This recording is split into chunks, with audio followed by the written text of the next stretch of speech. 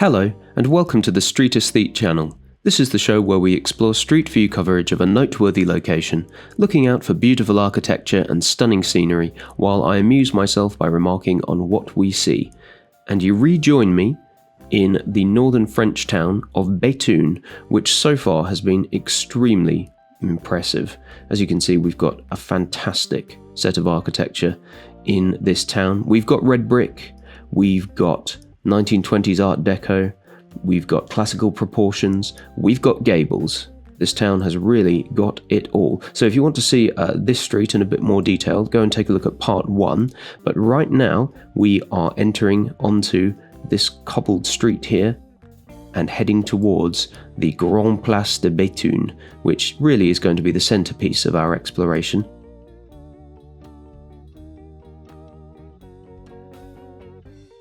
And just a wonderful scene here. And we come out into the main square, and there is going to be so much to look at here. So where do we begin? I suppose we begin with the belfry, le beffroi. And this, I believe at one time, was one of the tallest in Europe. No longer is, no doubt. But I would say actually, having been here, that something about the position of the camera, maybe the height of the camera, doesn't quite do justice to how tall and imposing this building is. We start to get a little bit of the sense of the scale of it when we see this chap here. If you imagine him being only about so tall next to the doorway here, then you can start to see that this really is a very tall bell tower. But, in fact, I'm going to take a step back here so we can admire these buildings here. Don't worry, we are going to be making our way around the square and enjoying every one of these buildings. This one, a little bit kind of almost squashed looking, I would say, quite wide and yet not as tall as its compatriots to the right hand side here. But we've got a wonderful symmetricality here, the windows, the little classical plinths, I'm not quite sure what the word for that is, that we see above the windows, and yeah, the rounded gable backed by a mansard roof. Really, really lovely. And then next to it, we've got a more kind of classically shaped gable here, a bit taller, and lovely detail of the red window frames there. Not quite matching, but kind of chiming with the orangey red brick. And this little kind of false balcony here, giving an extra bit of distinction to the building. And then next to it, a very Flemish looking step gable. And then this little part on the end here, can't see at the moment, blocked by these little beech trees, but I'll never complain about a tree. And this has, we were remarking upon this in the first episode of this exploration in Béthune. This has an extra bit of decoration simply done in brick of a different colour. A great example, as I said, of where with almost no extra expense you can make the facade of a building look that bit more attractive. And I think we might take a small detour actually down this side street to admire the church here. But I'll just admire first the wonderful step gable here. It's almost a bit of a step gable inception that we've got going on. So we've got this part in the foreground, and then behind it another set of steps, which is actually the side of the facade over here, which I believe is yet another step gable. So really admirable the way this building is presenting step gables on all sides, and even these two smaller twins here in between, which just look wonderful poking out from behind the leaves of the trees here. But anyway, as I said, we will take a small detour down this street here. And look at that. I wonder how thick that marble is. Probably not very. Or if indeed it is real marble. I mean, it's an interesting choice, it has to be said. It's not entirely in keeping with the red brick that we see elsewhere, and it does feel a little bit out of place. But then in some sense it just sort of becomes, well, actually, I say that. If we think about the shop frontage here and how this is this kind of boring white tile, actually, if every shop front on the street were fringed with marble, it would really start to become its own aesthetic. I wonder where we might see something like that. Italy, perhaps? We haven't been to Italy yet on the Street Aesthete channel, but we may well do at some point. And I'm very glad that we decided to come down this street, because this is looking like an absolute gem of a church. I wonder when it was built. Many of the red brick buildings that we've seen so far have been built around the 1920s, and so could this have been built around the same time? Certainly looks like a similar sort of brickwork. Indeed, I would say it probably is, because we would be more likely to see something in limestone if it were older. I wonder if we want to go to the Palais de Justice, if it's worth visiting. But yeah, just a wonderful edifice here. Very, very handsome church indeed. I think we'll try and make our way around it to take it all in.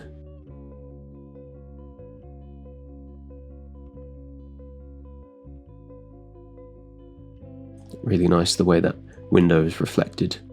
Well, the window reflected in the window. Oh, we jumped. Let me get my bearings. Okay, we're round the back here. And look at these stripes here.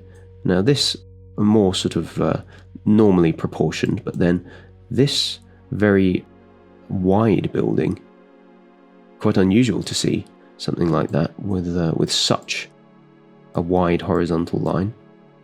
And doesn't that just look glorious in the sunshine?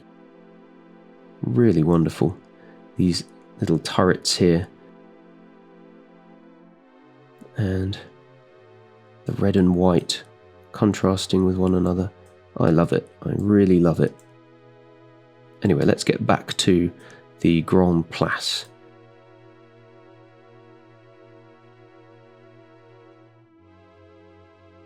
And we've actually come down a different street to the one that we came through, so that's good. We're taking in more of the town.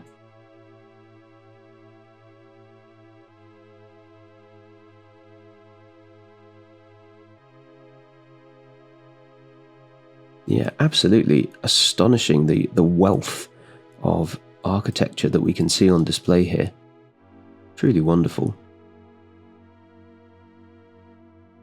I love this curved design here, mixed in with the classical, and again we get this kind of fanning out pattern that we've seen in some of the other Art Deco buildings so far in Béthune. It's just a really wonderful fusion of the Art Deco style with the classical.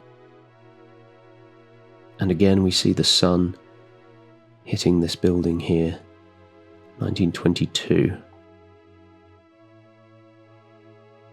Say what you like about the French, and as an Englishman I have a friendly enmity with them, but they do know how to do architecture, and they seem to make a lot more of an effort than we do in my country to design architecture that is beautiful and in keeping with what has gone before. We will return to the square, but I do want to take another small detour down this street here. What an incredible row. I mean, I just love this.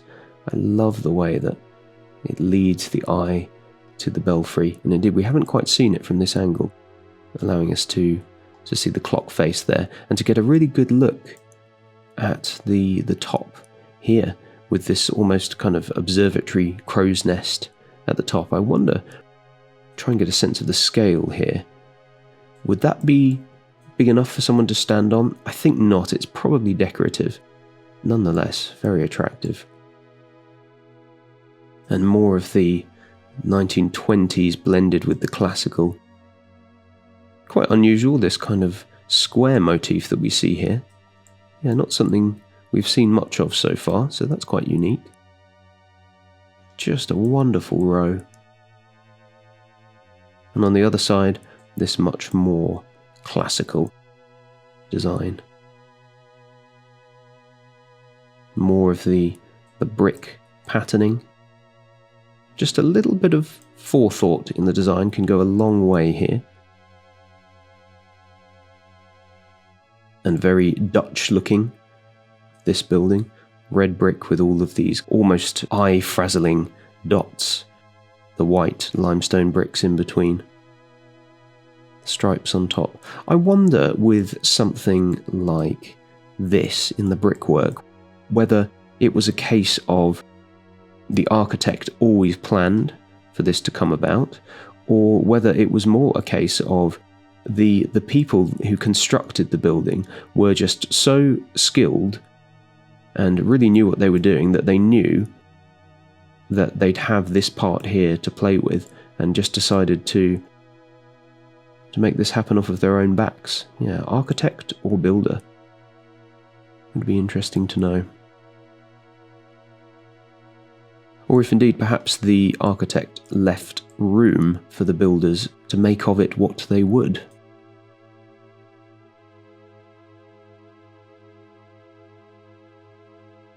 Fantastic here.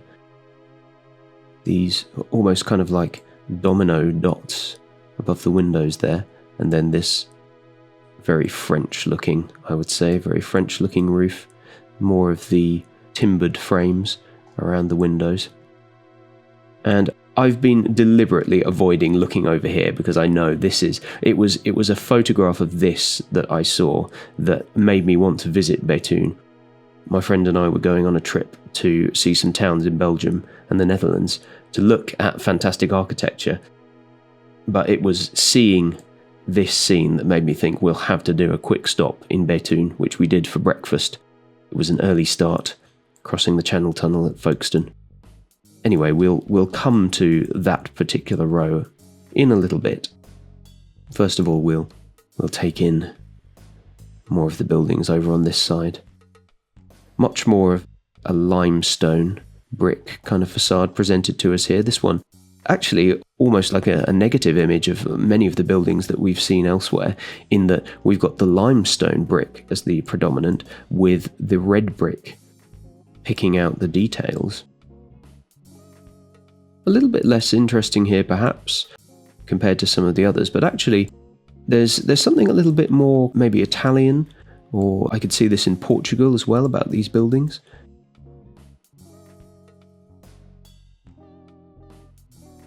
They could perhaps just do with a little gable on top, but perhaps not every building needs a gable. That's just my particular obsession. Very lovely indeed. I'm quite curious about this alley here. I wonder if we can get down there. Yes, we can. Whether or not it's going to be worthwhile is another matter. But let's take a look.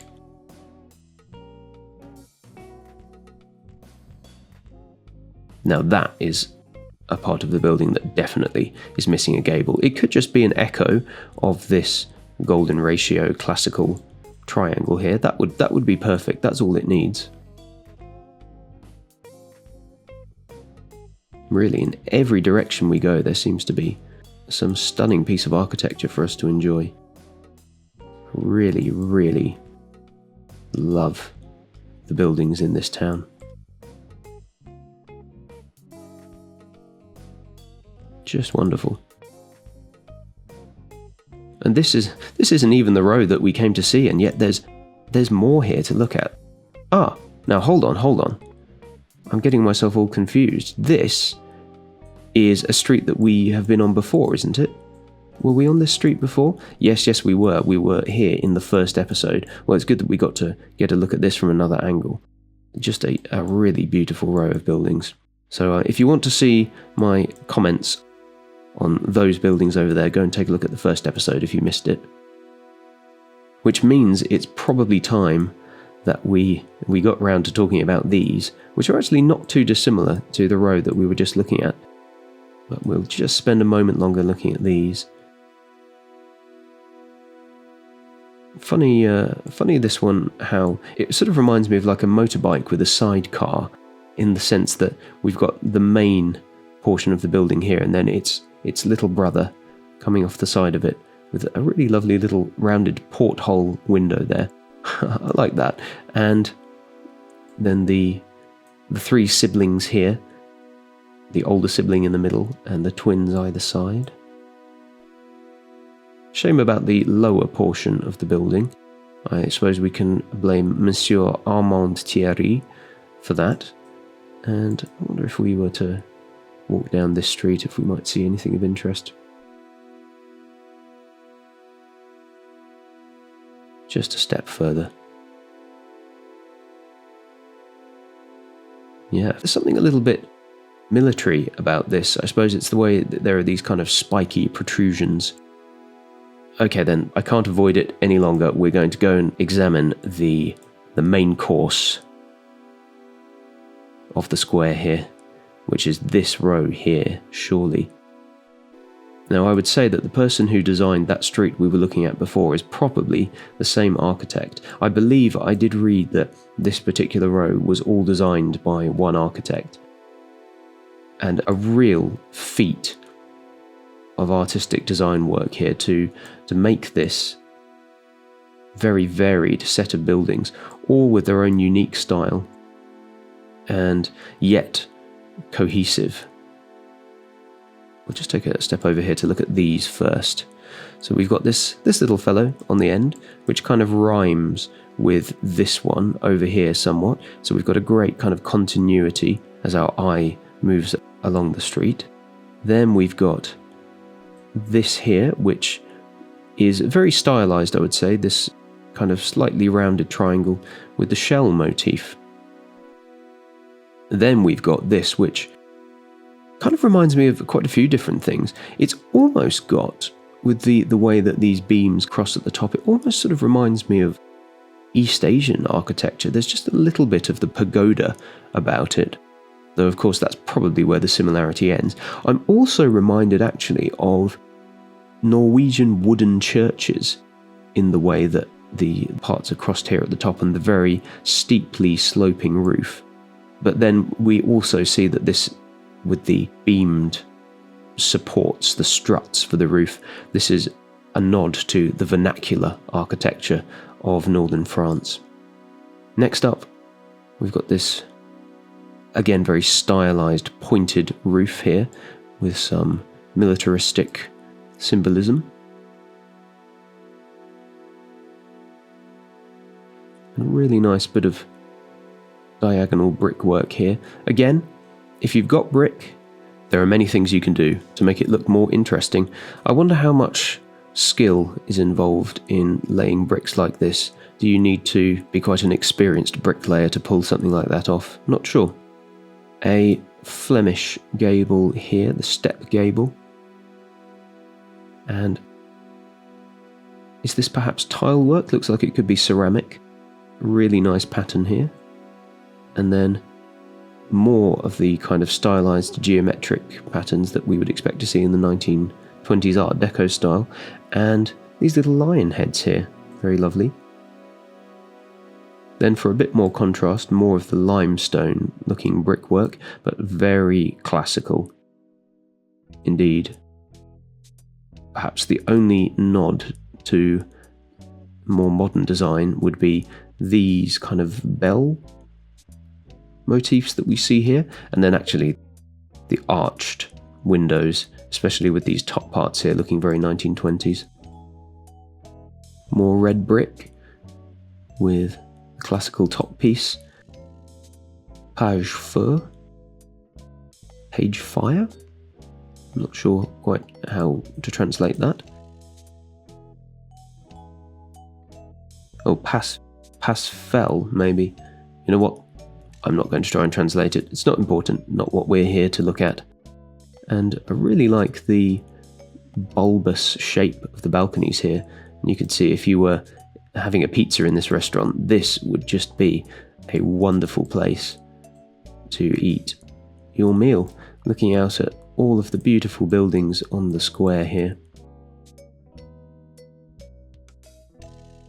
We've got a man's head here, almost a kind of a Jack in the Green. More of the cornucopic design on top, the bunch of flowers fanning out, and another face here. And then we've got, almost escaping my notice there, this very small, thin offering, squeezed in between this concave arch here with the lovely shell imagery, reminding us somewhat of the Venus de Milo. And then this much larger building over here. I wonder what this is. What's the best angle to see? Musique. Fête de la musique. Is this a music hall, a concert hall, or just kind of a town hall, I wonder? In some ways, it's almost one of the less interesting buildings that we can see on the square, but in the way that it's flanked by all of the others, it does add a lot to the effect. We've been exploring the Grand Place for a long time now, so we are going to leave Béthune here, but I'll just have one last word, if you'll allow me. I understand that we do need to have somewhere to park our cars, but I question whether or not in the middle of the Grand Place of your town is quite the right place to have your car park. Well, that's enough griping from me. Thank you for watching to the end of the episode. If you've made it this far, why not subscribe, and you'll be able to see more content like this, as well as games of GeoGuessr. And if you've been enjoying the music that you hear in this video, take a look at my first channel, which is where I upload all of my original music.